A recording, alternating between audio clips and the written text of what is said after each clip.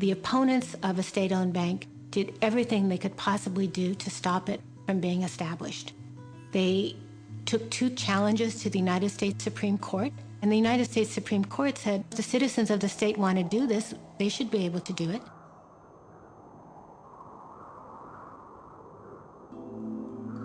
And then there was a drought in the 1920s, and these farmers just had to see that dream turn sour when they couldn't pay not only the principal, but the interest on the loan that they had with the bank. And people would write notes to the bank on a torn sheet of paper. I would send it to you, but I don't have any. We don't have a crop. I haven't had a crop this year. I didn't have a crop last year. They didn't have money to even feed themselves, much less to pay a bank loan. The bank tried to collect the money. The Bank of North Dakota representative would just say, I can't take money from these people. They don't have any.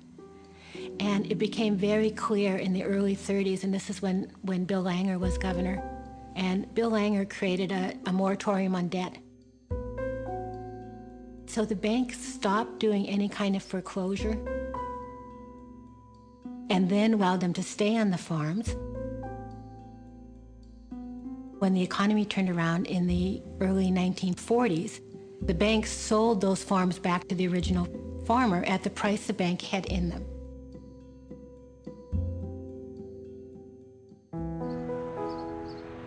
The Bank of North Dakota is doing amazingly well, given the worldwide economic crisis that we're in.